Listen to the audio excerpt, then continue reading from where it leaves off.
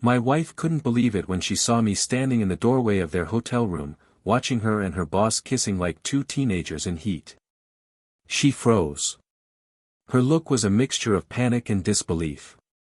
He tried to stammer something, perhaps an excuse, perhaps an explanation that never existed. But I just looked into her eyes, without shouting, without asking anything. I just turned my back and said, "The letter awaits you at home." When she arrived, she found the house empty. No furniture, no pictures. No sign that there had ever been a wedding there. Just a letter on the floor, with my name on the bottom and a divorce on the paper. If she had paid attention to the details, she would have noticed weeks ago that everything was already being prepared. But she was too busy answering messages in the early hours of the morning, taking long showers before meetings, and putting on makeup as if she were going to a parade, not a conference in Curitiba. Betrayal always comes disguised as routine. And when you least expect it, you're sitting in your car outside a hotel, with your breath caught in your chest and the feeling that the ground has been ripped from under your feet. I followed them both that afternoon. She said she was going to a corporate event, a marketing convention with regional leaders. I, who had always been calm and rational, this time followed the impulse. I took the first flight, rented a car at the airport and followed. When I parked near the hotel and saw them getting out of the taxi together, my heart stopped. And still, I didn't go down. I waited. I watched. I mentally registered every gesture, every smile, every subtle touch that only makes sense when you already know you are being betrayed. They entered the hotel hand in hand, but let go when they reached reception. They pretended to be distant, but their eyes said it all. I waited 20 minutes. Enough time to ensure they would be in the room. I went up like someone carrying a body without a soul. I didn't knock. I didn't hesitate. I opened the door with the card I took from reception with a rehearsed excuse and saw them there, as if they were in a world where I didn't exist. He held her by the waist, she kissed him with her eyes closed. There was no drama. There was no scandal. Just the piercing silence at the end. She even tried to follow me down the hall, called my name, begged me to listen. But I was no longer the same. At that very moment, something inside me died.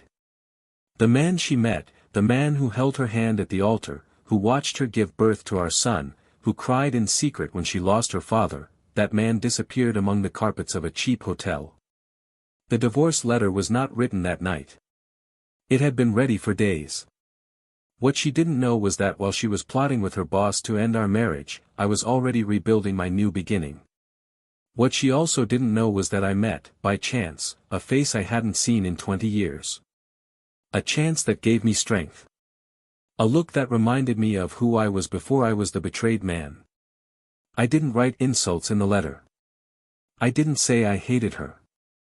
I just listed dates, times, prints. I reported the lies with surgical precision.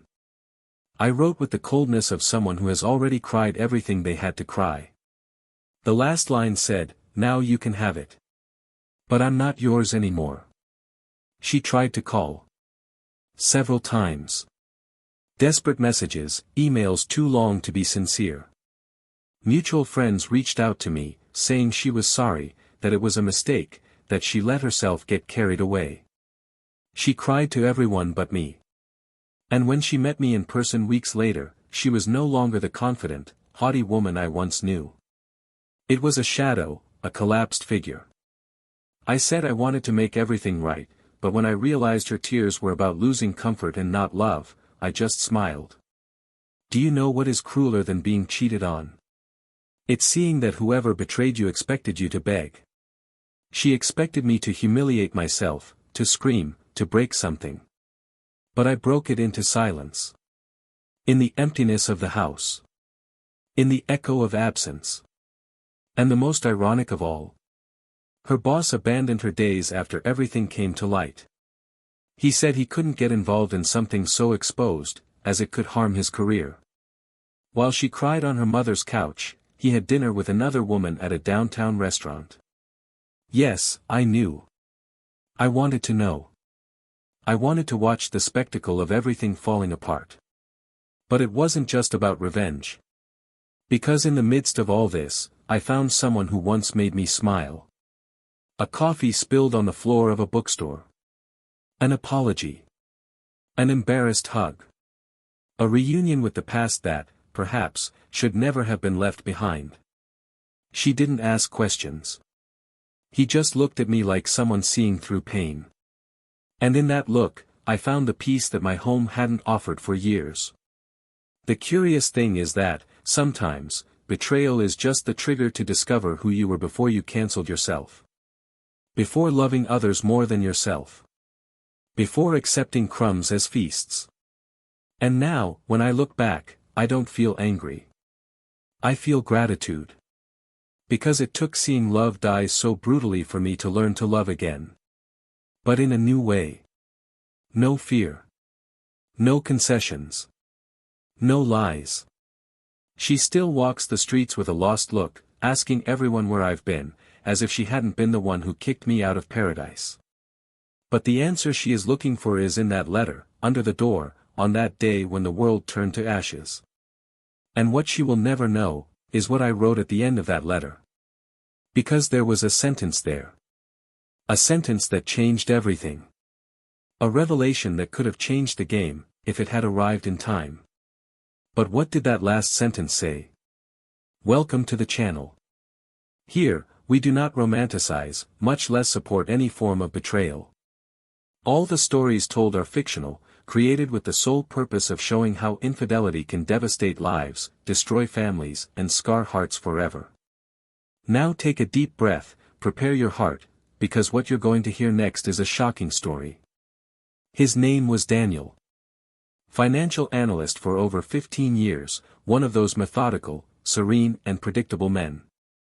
He was the type of person who woke up every day at the same time, drank the same coffee, black, without sugar, read the newspaper before going to work and returned home promptly at 6:45 p.m., as if every detail of his routine was timed by an invisible clock. He wasn't the kind of man who attracted crowds or aroused curious looks on the street, but he was the kind who made promises and kept them. His loyalty was not just a virtue, it was a daily choice. The calm with which Daniel led his life did not make him passive, on the contrary, he was a firm, observant man and so attentive to details that few could deceive him without leaving a trace. His life was simple but solid. His world was small but safe. She, on the other hand, was like a picture that never stopped being painted. Isabella had energy in her eyes, presence in her words and a subtle magnetism that made her noticed without needing to attract attention. Graduated in marketing, she had an almost instinctive talent for dealing with people and environments. He knew how to dress for each occasion, how to shape his tone of voice depending on the interlocutor, and, above all, how to appear strong even when the world was collapsing inside. She was charismatic, sensitive, intense. His career had taken off in recent years, being promoted twice in less than 3. She had a respectful relationship with work, but she was ambitious. I wanted more. I wanted to grow, travel, feel like I could achieve whatever I wanted. At home, she was dedicated, careful, always concerned about the well-being of her husband and the few people with whom she had true ties. Isabella and Daniel met at a university lecture on behavioral economics, when she was still in her final year of college and he had been invited as one of the speakers. That night, something in them aligned almost instinctively. It wasn't passion at first sight, but something deeper, a feeling that they were on the same page. The relationship between the two grew quickly. In a few months, they were already sharing weekends, plans and comfortable silence. Daniel was stable. Isabella was light. And somehow it seemed to balance out perfectly.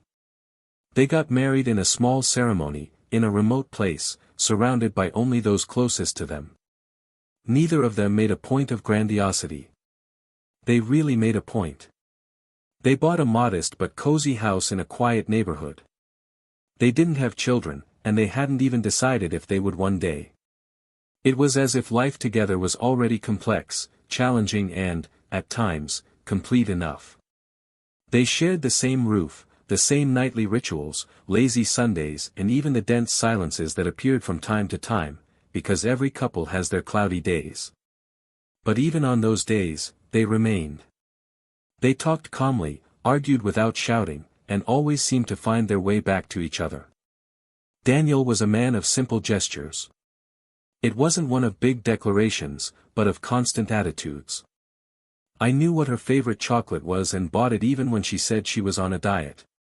He remembered important dates, but also small details forgotten by everyone. He listened more than he spoke, and Isabella liked that. She felt like she was seen, that she had space. She, even with all her intensity, knew how to be delicate at the right moments. He took care of the house diligently, organized dinners for Daniel's friends, kept the routine flowing without leaving aside his own individuality. There was in them a tacit agreement of freedom.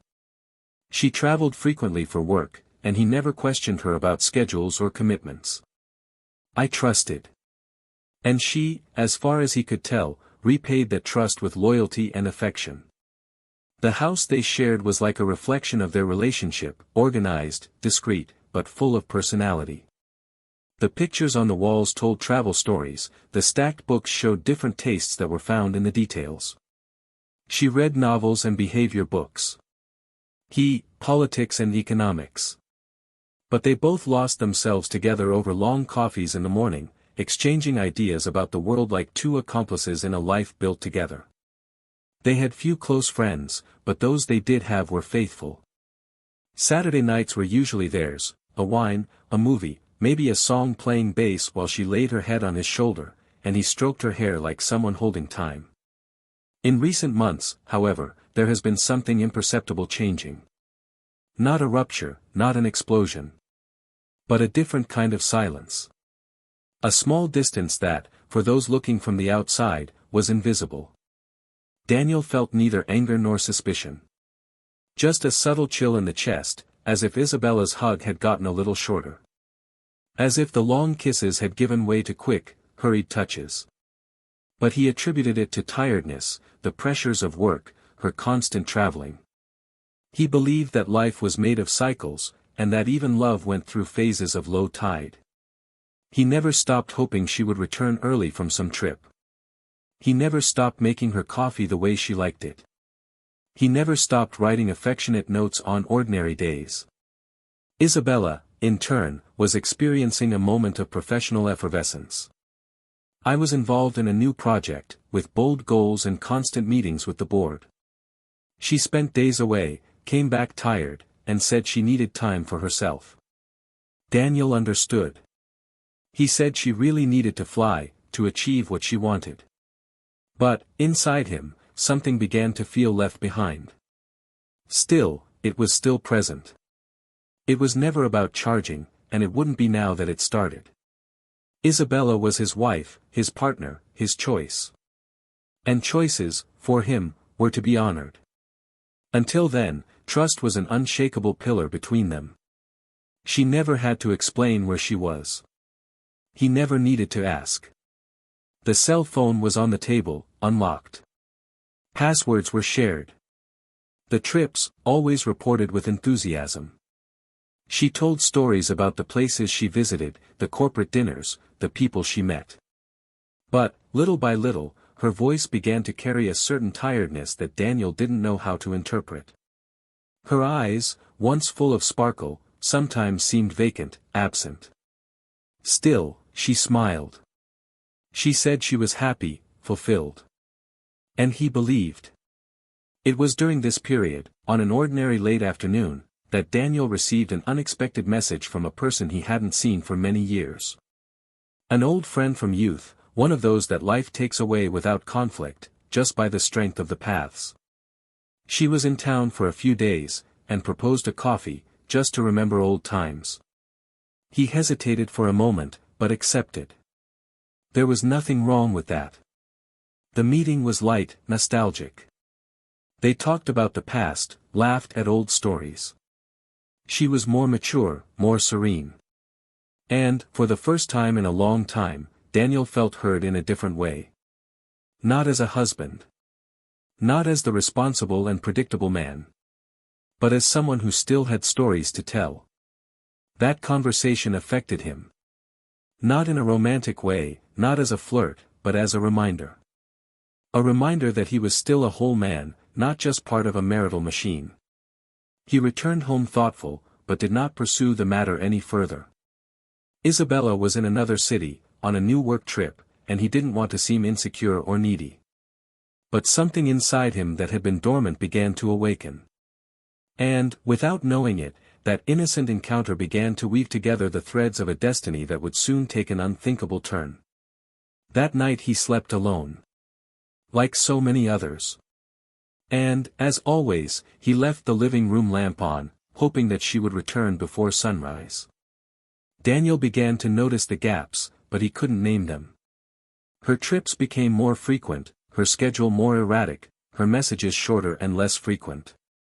Isabella still kept her smile, still said, "I love you," before going to sleep, but there was an extra layer to that smile, something that Daniel, no matter how hard he tried, could no longer achieve. At breakfast, she talked about the goals she had achieved, the opportunities with the new management, the praise she was receiving from a new direct superior who had recently taken over. He spoke about it with an almost childish enthusiasm, as if trying to disguise his emotion under the pretext of professional admiration. Daniel listened attentively, smiled, supported. But little by little, he began to notice that she avoided touching certain points, as if she was controlling every word so as not to say something she shouldn't have. The connections that used to happen in the middle of the workday, just to say "I missed you," stopped. When he asked how the trip was going, she responded with ready-made, rigid sentences. He said everything was going well, and then he would talk about it calmly. But that, later, never came. And what was once routine now seemed like a gap between absences. One night, while organizing some folders in the home office, Daniel found himself opening one of the drawers in the closet where Isabella used to keep her notebooks and work papers. It was never invasive. It never needed to be.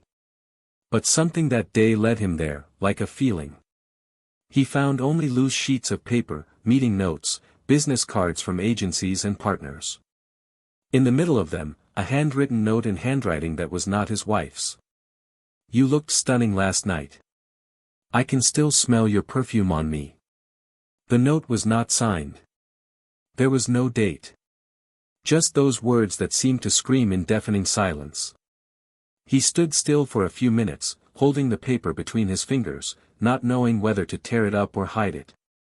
He put it back in the drawer, carefully, as if he wanted to preserve the doubt, prolong the denial. He tried to sleep that night, but he tossed and turned, going over the details with clinical precision. Every recent gesture, every excuse, every absence started to make too much sense. In the following days, Daniel acted with a strange serenity. She continued taking care of the house, preparing dinner, sending loving messages. But inside, something was boiling. It wasn't hate. It was disappointment. It was the breaking of a structure that he believed was unshakable. Still, he decided to wait. I needed more. I needed to be sure. Perhaps there was another explanation. Maybe it wasn't about her. Maybe that note had been placed there by mistake. He needed to see it with his own eyes. The following week, Isabella announced that she would have a 3-day conference outside the state. He said it would be an incredible opportunity, that the board would be present, that he needed to focus. Daniel wished her good luck, helped her choose her clothes, packed her suitcase with her. When he dropped her off at the airport, he gave her a long kiss, as if he wanted to capture that moment completely. She smiled and said she would be back soon. He waved, and watched her disappear through the boarding gate. Hours later, Daniel was at the same airport, with a different visual identity. Dark glasses, clean shave, a small suitcase. He took the same flight, but with a different company. I knew the hotel, I knew the location of the conference, I knew where she would be. During the first day, he followed her at a distance. He saw when she arrived alone in the hotel lobby, when she entered the function room, when she smiled at her colleagues. There was one man in particular, an executive she had already mentioned, always with an admiring tone. Daniel recognized it. The man was older, handsome, confident. He watched when the two went out together during the break, when they talked privately in front of the hotel restaurant. Isabella gestured a lot and laughed. She touched his arm lightly.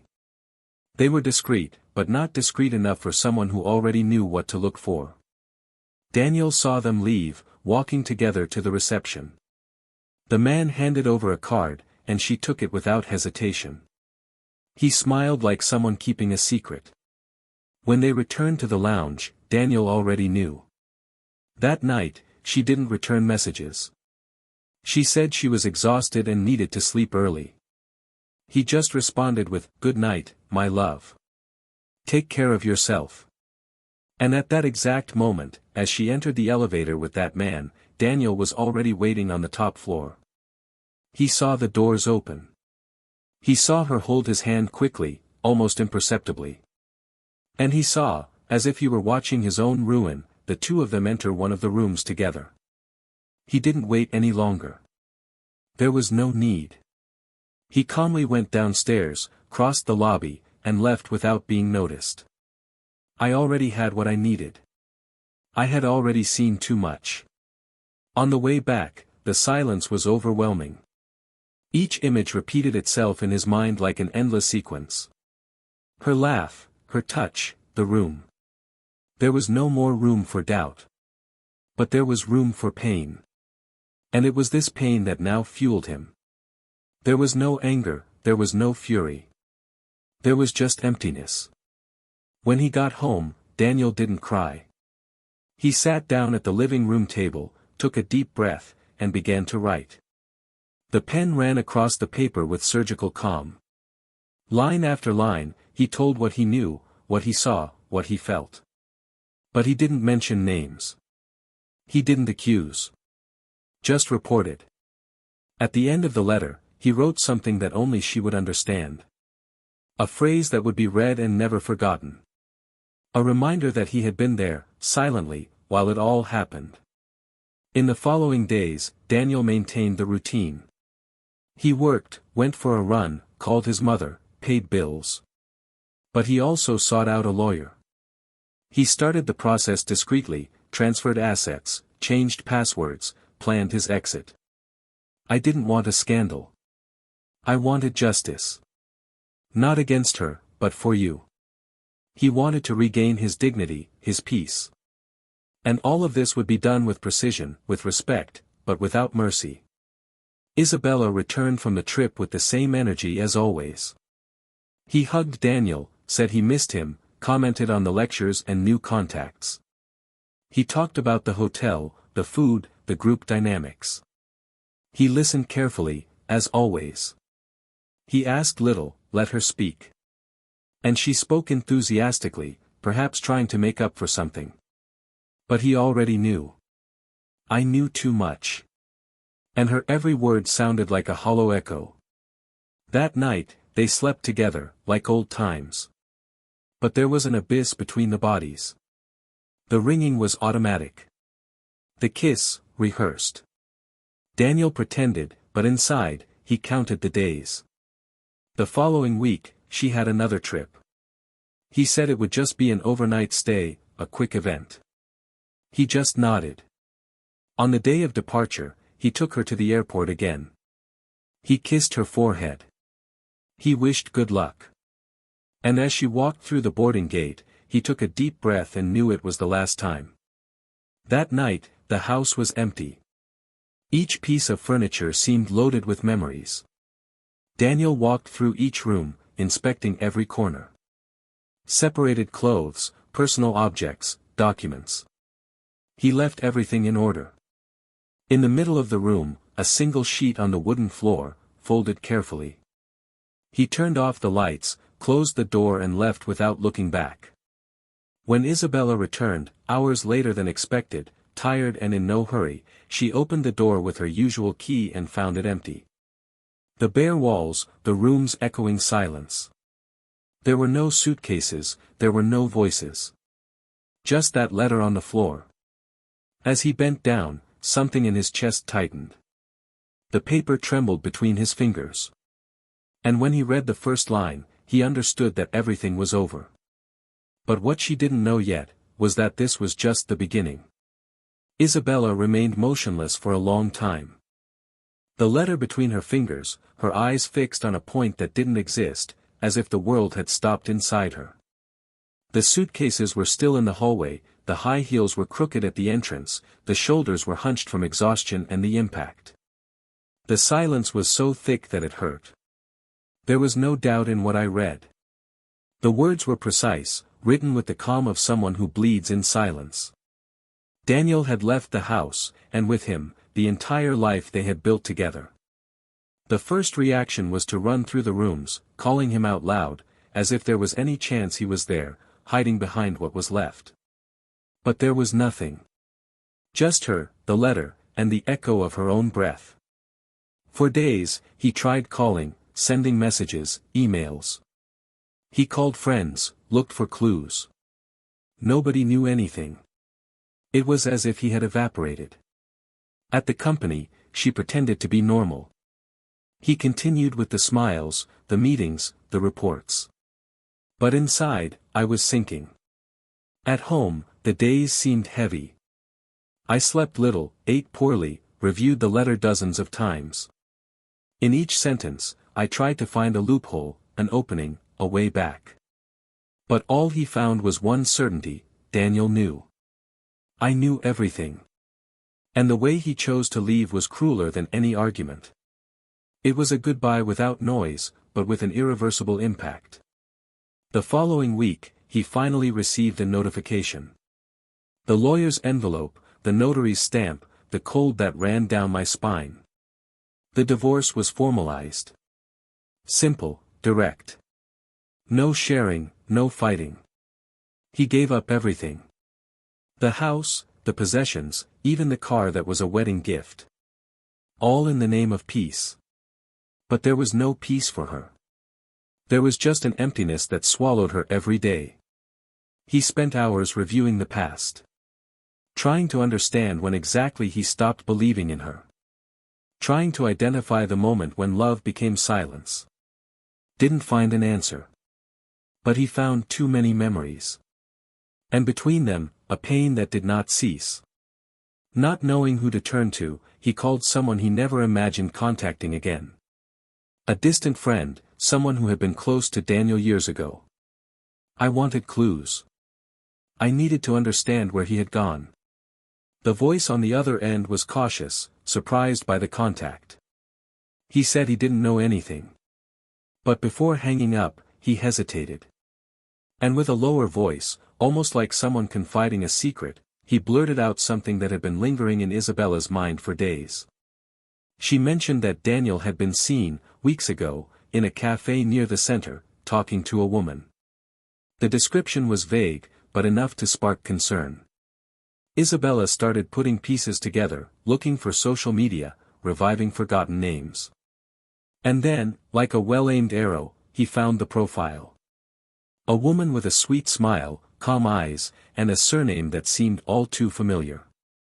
For 2 days, Isabella observed that page in silence. Every post was a punch. Photos in museums, cafes, trails.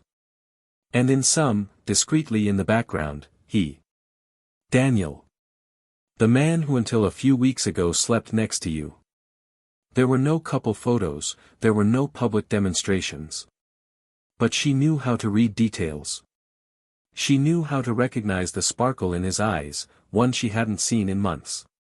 And even without concrete evidence, I knew there was something there. Something that grew as she fell apart.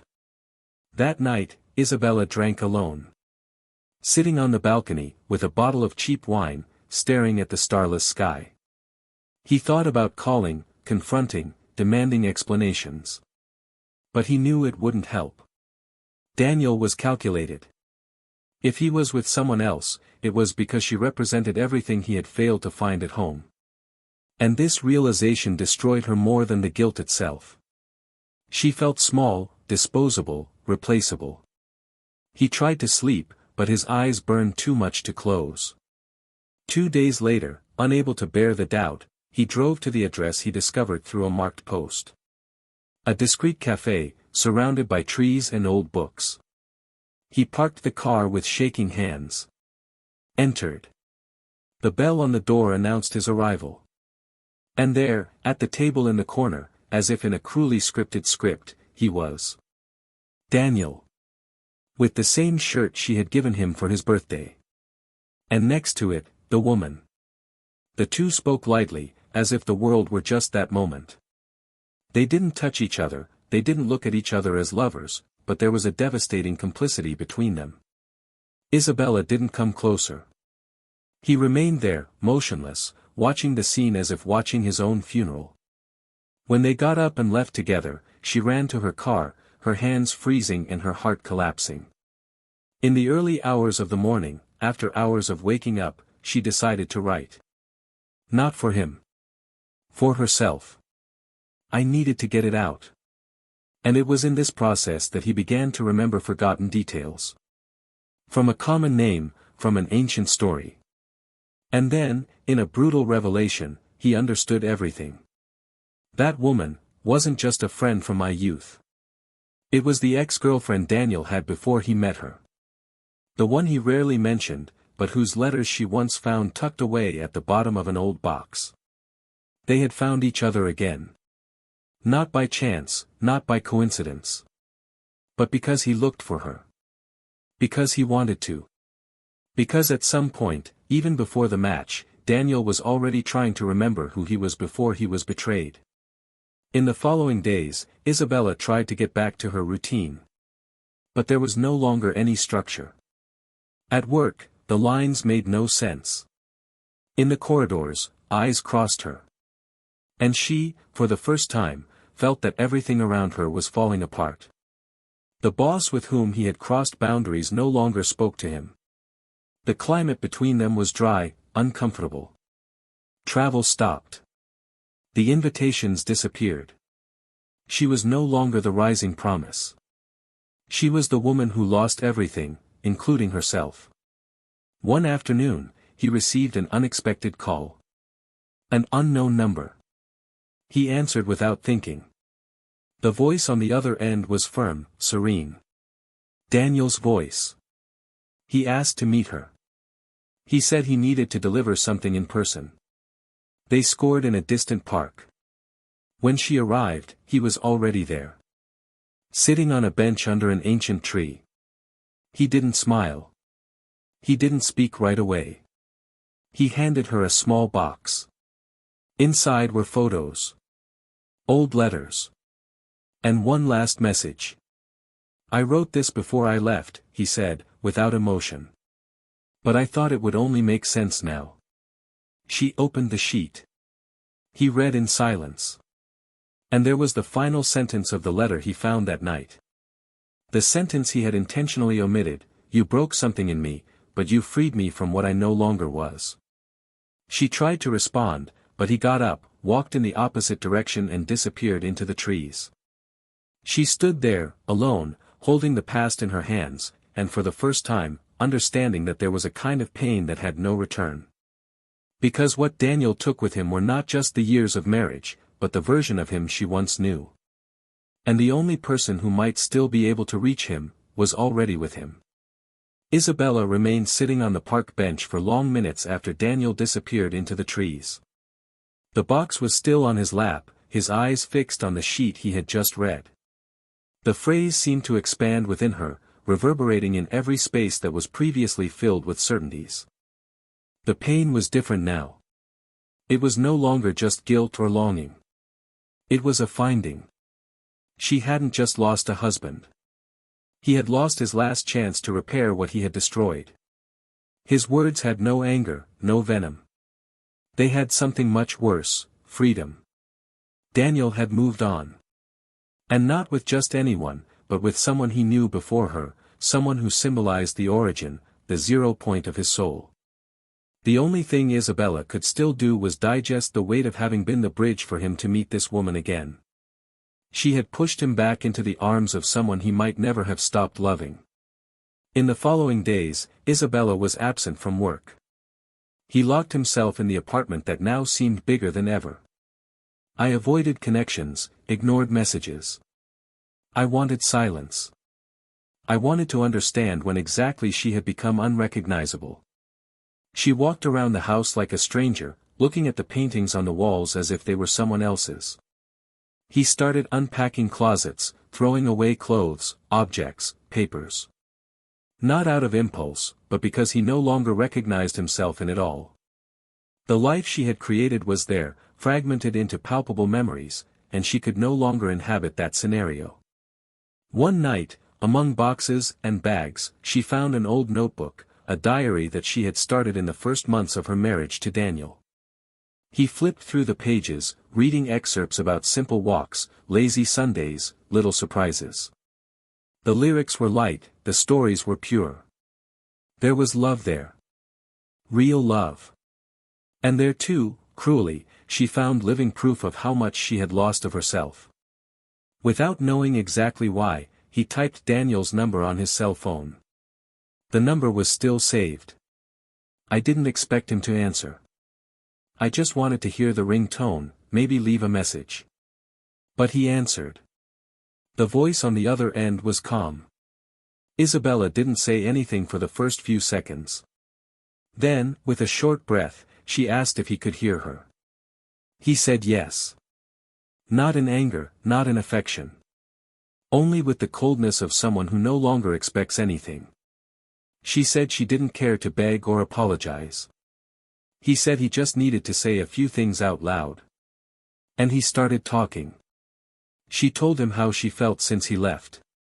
She said that she understood everything, that she didn't want his forgiveness, but that she needed him to know that she now understood the size of the mistake.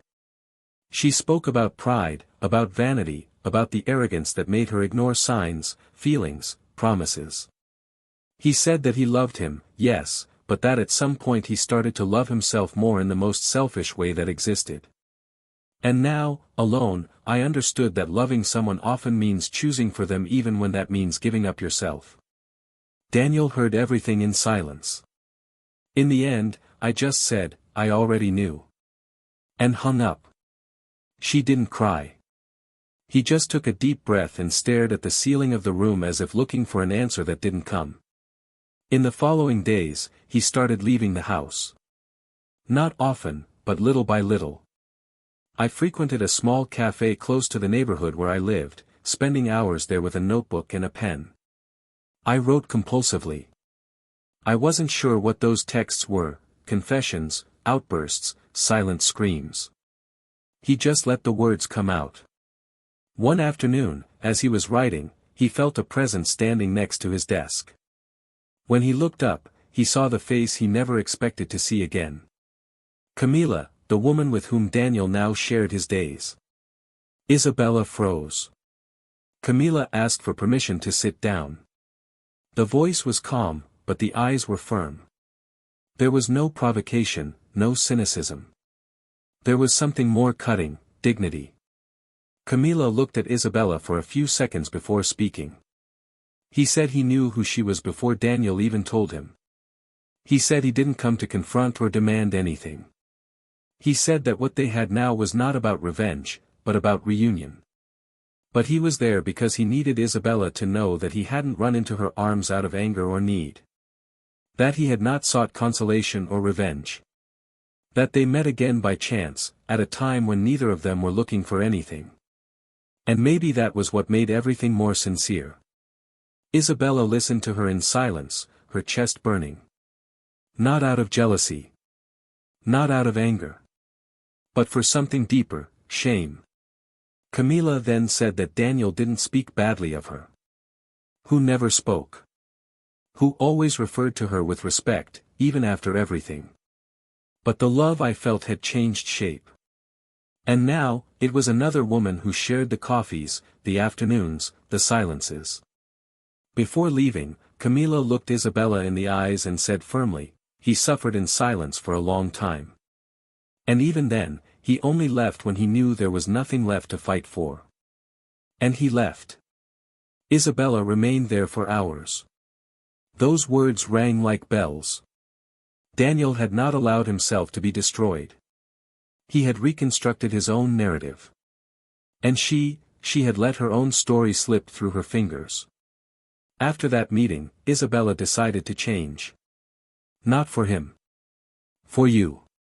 He sought help. He started going to therapy. He resumed old contacts and asked for forgiveness from those who owed him. He reconnected with his own parents, with a sister he hadn't spoken to in years.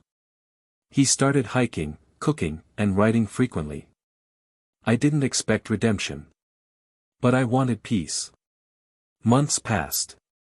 One afternoon, at an art exhibition in the city's cultural center, she saw Daniel again. I was alone, watching a large, abstract canvas, full of blues and grays. She hesitated, but approached. He saw her, smiled politely, and made a subtle gesture with his head. She reciprocated. They remained silent in front of the painting. After a few minutes she said, "You look fine." And he replied, "I am. And you?" She took a deep breath, said she was learning to be. He smiled slightly. They talked about the exhibition, about art, about music. The conversation was light, civilized, but without the old intimacy. As they said goodbye, she extended her hand. He held it for a second, firmly, and said, "I'm happy for you." And then, he calmly walked away. Isabella left with a lighter heart. There was no return. But there was, finally, acceptance. The following week, he published a text on a Chronicle website.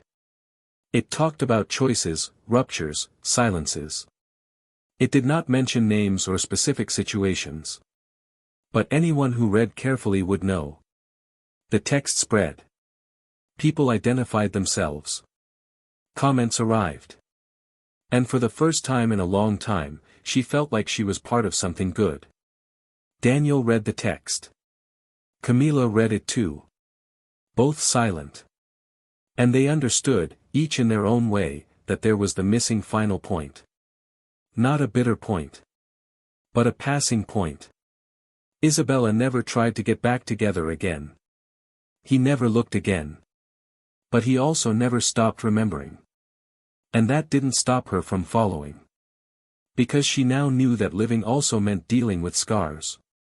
And that some pain doesn't go away. But they transform. Time seemed to run differently now. After the silent reunion at the exhibition, each person's life continued at different paces, but carrying in common the weight of what was experienced and, mainly, of what could no longer be. Isabella began to observe her own existence with different eyes. The world around her hadn't changed, but the way she saw it had. The mornings were no longer filled with anxious notifications, the mirrors in the house no longer reflected just the image of a woman who sought approval in other people's faces, but rather a version of herself who relearned, little by little, to forgive herself. This did not mean forgetting or justifying mistakes. It was, in fact, accepting that even the wrong choices shape who you become.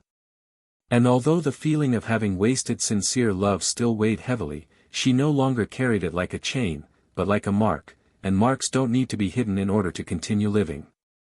The routine, previously focused on appearances and unattainable goals, was now guided by the essentials.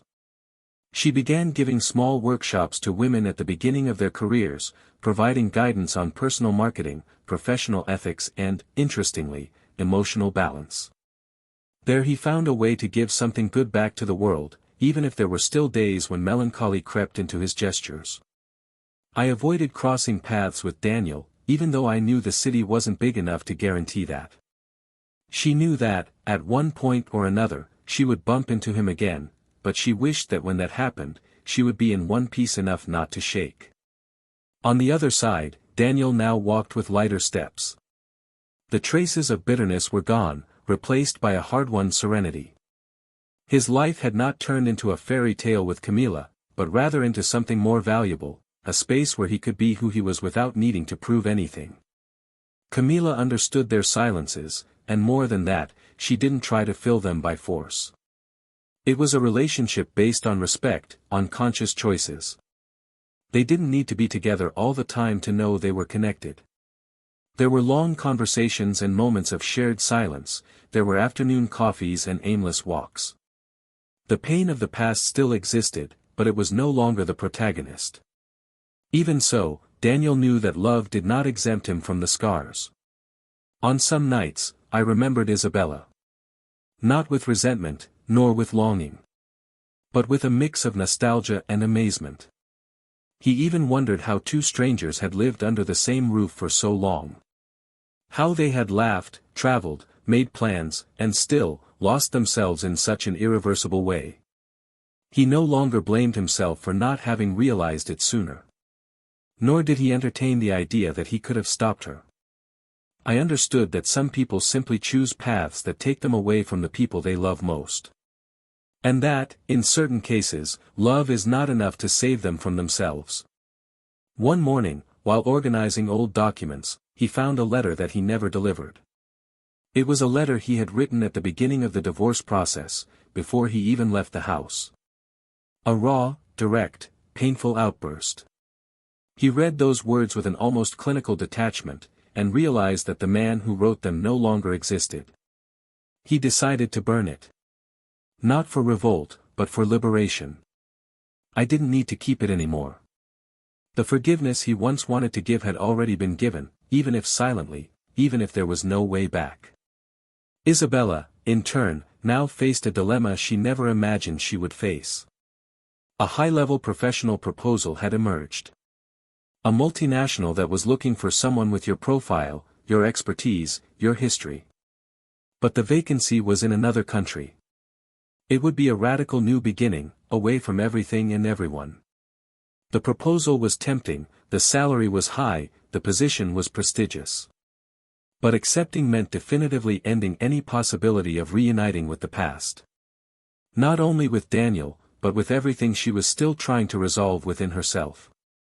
He stayed up all night, talked to therapists, friends, even his brother who he hadn't spoken to in years. Everyone said she deserved a new chance.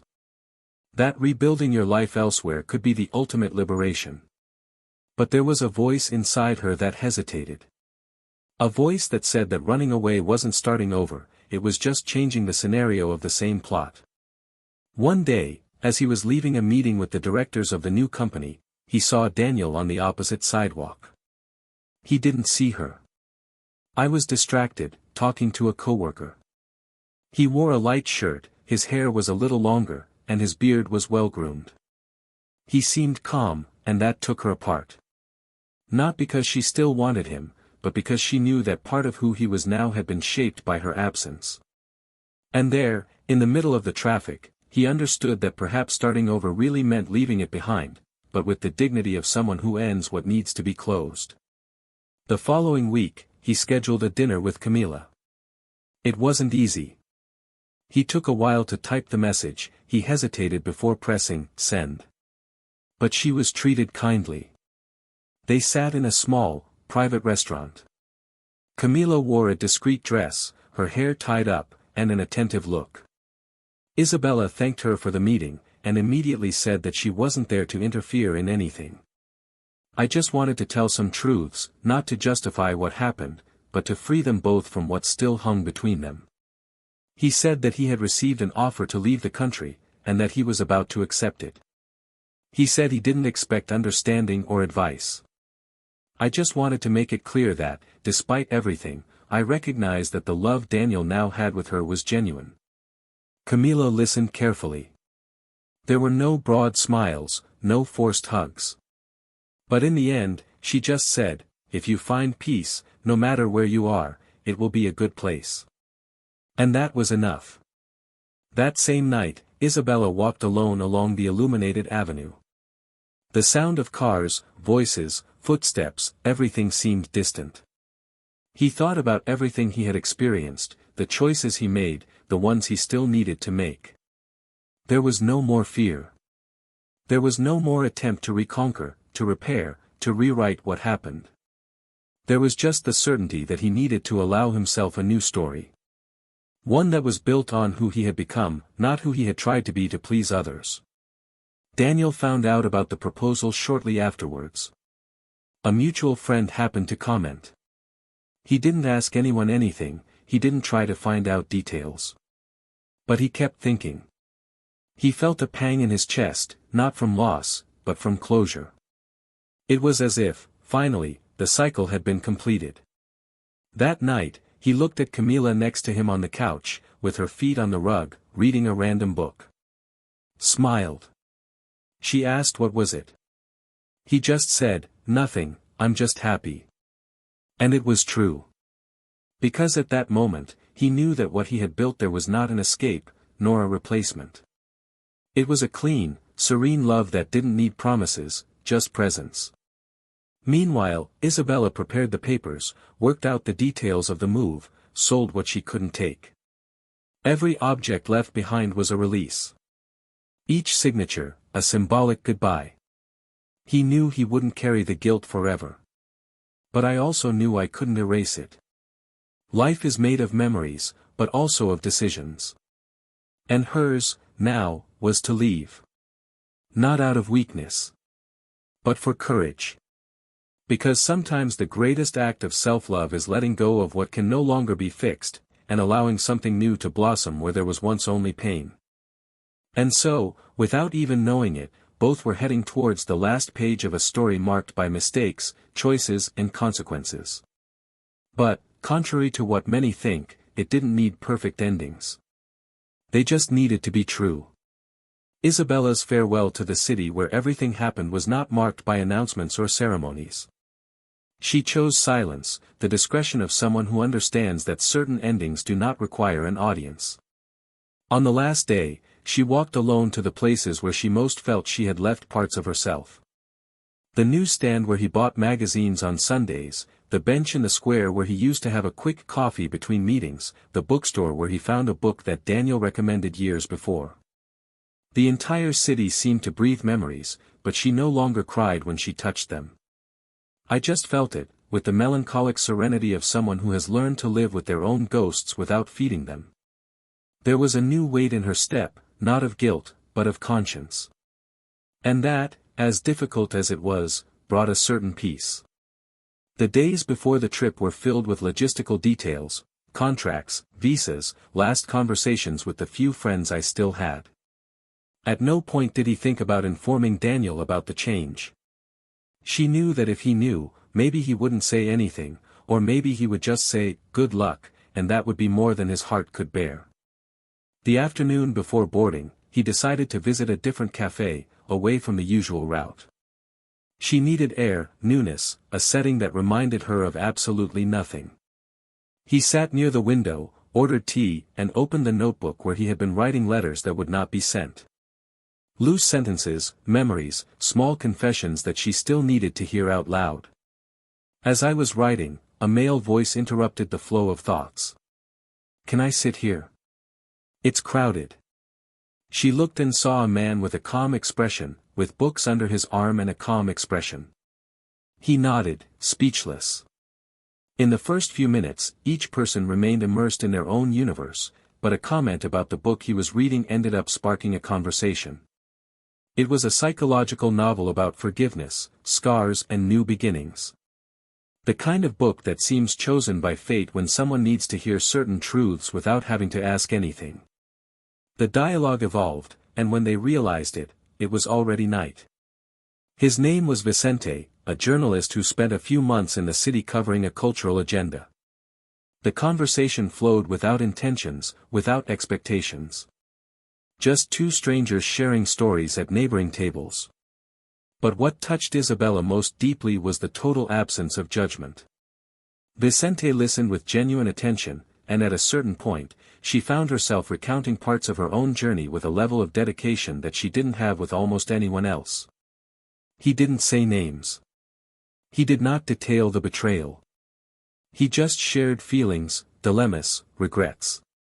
He listened to her as if her pain were new, important, and when she finished, he said something that kept reverberating inside her: "Sometimes, we get so lost trying to save others that we forget to rescue ourselves." But knowing that is a start. Isabella left that cafe with the strange feeling that she had met someone at the exact moment she was saying goodbye to everything.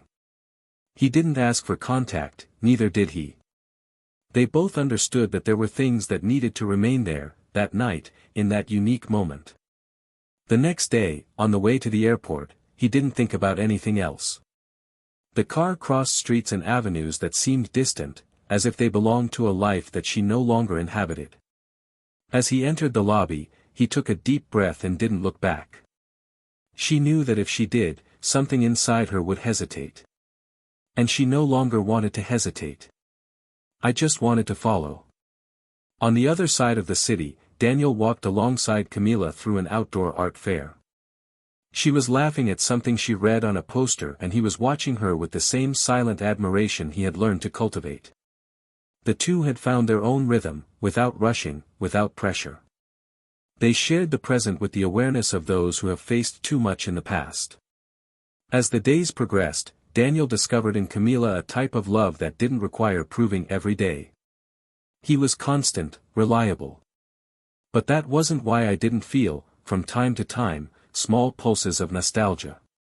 Not for Isabella specifically, but for a part of him that was trapped in that time, in that story. It was like a scar that no longer hurt, but could still be felt under the fingers. One night, during a simple dinner at home, Camila mentioned that an acquaintance had moved abroad because of work. The speech was casual, but it triggered a sudden thought in Daniel. He never officially knew Isabella's fate.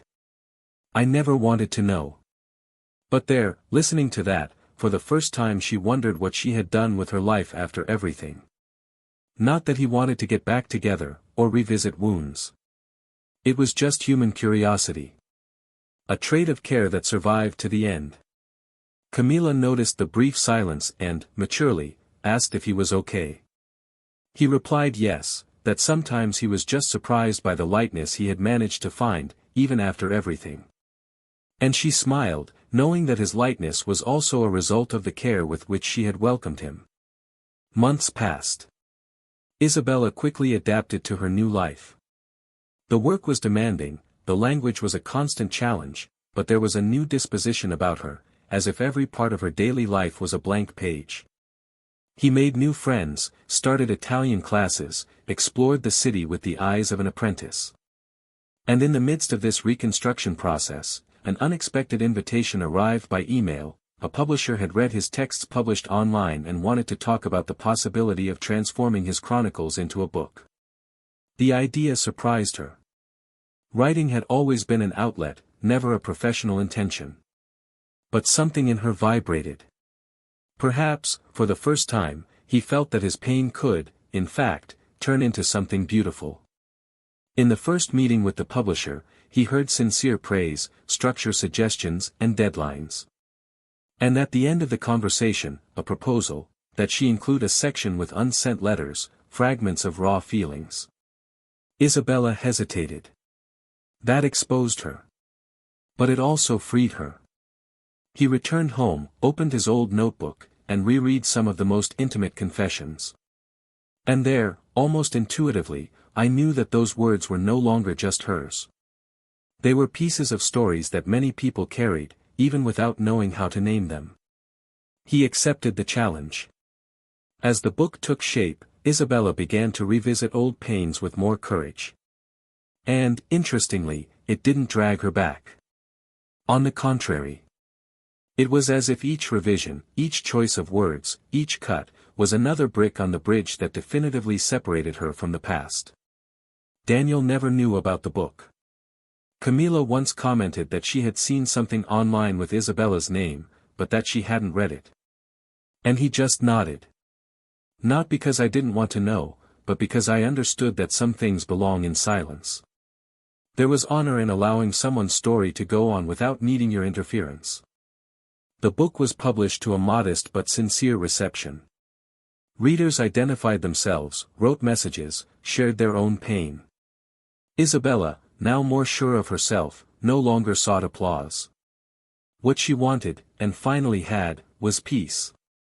One afternoon, when he opened his inbox, he found an email with no title, no clear sender, with just one line, "You found your voice." It was from Vicente. The coffee man smiled. He responded with a simple, "Thank you."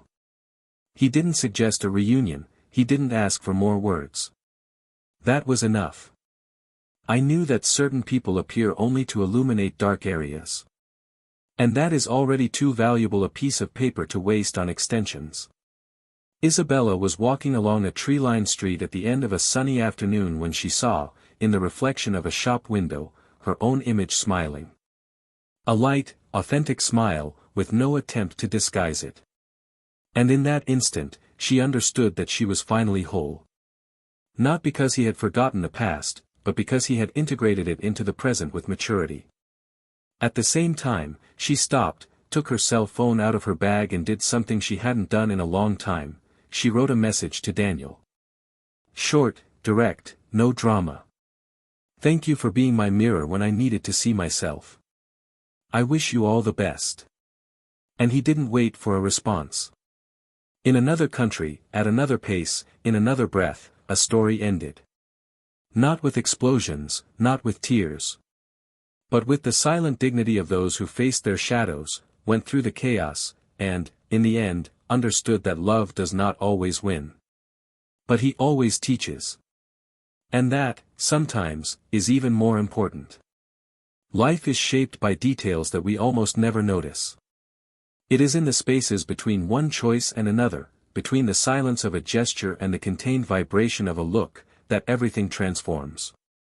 Months after Isabella's departure, the paths followed their own flows, like rivers that stop running parallel and distance themselves until they become just a memory of each other.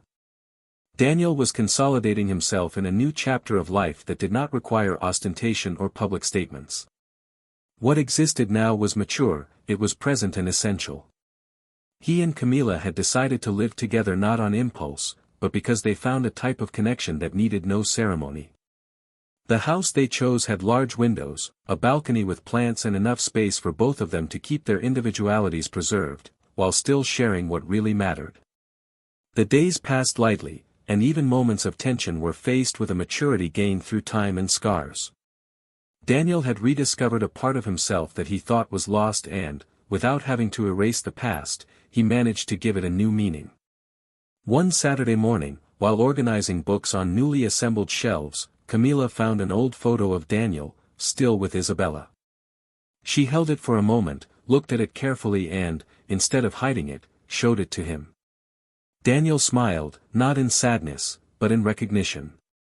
He said he had forgotten that image.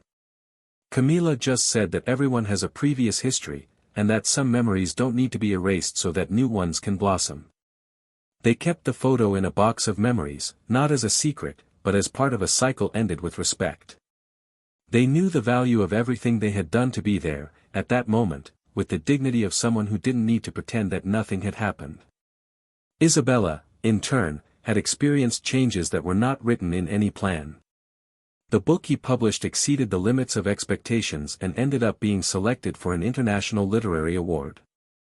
Her name began to circulate at events, round tables and interviews. But success did not dazzle her. She continued to leave early, walking the streets of the new city with her headphones, her notebook and a lightness that was not built by the absence of pain, but by full acceptance of it. A new, smaller and quieter apartment had become his refuge. The windows welcomed the afternoon light, and the desk next to the bookshelf was his sacred place. On one of these afternoons, he received an invitation to participate in a documentary about real stories of emotional overcoming through writing. It was something that could take her to even more distant places, not just geographically, but spiritually. He thought for days, until he accepted. Not out of vanity, but because she felt she now had something to say that could help other people not get lost like she had. At the documentary's premiere, months later, the team organized a closed session for guests and some selected readers. In the audience, among so many faces, there was one she didn't expect to see. Vincent. Sitting in the second-to-last row, with the same calm look and discreet smile. In the end, he didn't come any closer. He just got up, waved and left. Isabella followed him to the sidewalk, the two met in the warm night and said a few words. They talked about the time, about the paths they took, about the coincidences that maybe weren't so accidental after all. He was still the same man who listened more than he spoke. She was now the woman who had learned to speak with a clean heart. They exchanged contacts, and this time, they didn't let the story die by chance. They started talking frequently, and over time, something else blossomed. Nothing fast, nothing needy. Just a mutual desire to build something that didn't need to prove itself every moment. Years passed. Isabella's book became a reference, used in universities, read in literary clubs, discussed in therapeutic groups. Daniel, in parallel, continued to perform his work with excellence, now reconciling his routine with a social project aimed at emotional balance in the corporate environment, something that emerged from his own experience and the need he saw in other men to express their vulnerabilities without shame. Camila began giving lectures on healthy relationships, empathetic communication and emotional reconnection. Together, they created an environment where they welcomed people, stories and experiences without judgment. They became a couple admired not for their appearance, but for the authenticity they exuded in every choice they made. One day, at an international conference on behavior and literature, Isabella was invited to open the event. Daniel was also on the program, as a speaker on a panel focused on men's emotional health. Neither of them knew of the other's presence until they found their names backstage. When they saw each other, there was no tension. Just a serene smile, followed by a long hug. It was the first time, after all, that they talked like two whole, mature people, absolutely aware of who they had become. He asked about her family. She talked about Vicente. He commented on Camila's work. They exchanged impressions about the talks, praised each other's paths, and before saying goodbye, Isabella said something that sealed the cycle with the depth of a true goodbye. The pain was real. But the freedom it gave us was even greater. Daniel just replied, yes. And you knew what to do with her. In the audience at that conference, the two took the stage at different times. But their speeches connected in an almost symbolic way. She talked about reconstruction. He, about reconciliation with himself. The public applauded them not only for their words, but for their posture. There, in front of hundreds of people, were two stories that were once one, and that today, even on separate paths, were intertwined in what they left as a legacy. Isabella returned home that night with a light heart. Vicente was waiting for her with wine and fresh pasta. They sat at the table, laughed, talked about everything except the past. Not because they ignored him, but because they had already learned everything he could teach. Daniel and Camila, in another corner of the world, toasted in their backyard with fresh juice and soft music in the background. She laid her head on his shoulder and said, with the certainty that only years bring, we choose ourselves every day. And that's what matters most. He kissed her forehead, closed his eyes, and was grateful for everything that had to end so that this could begin. This story ends where so many others begin, at the exact point where pain becomes strength, where the past stops being a prison and becomes a bridge. And now, after hearing all this, tell me, what did you think of this story? Which part marked you the most? Leave your opinion here in the comments, it is very important. Take the opportunity to subscribe to the channel, so you don't miss any of our next stories. And remember, this channel does not support any type of betrayal. Our goal is to show, through fiction, how wrong choices can destroy real lives. Until next time.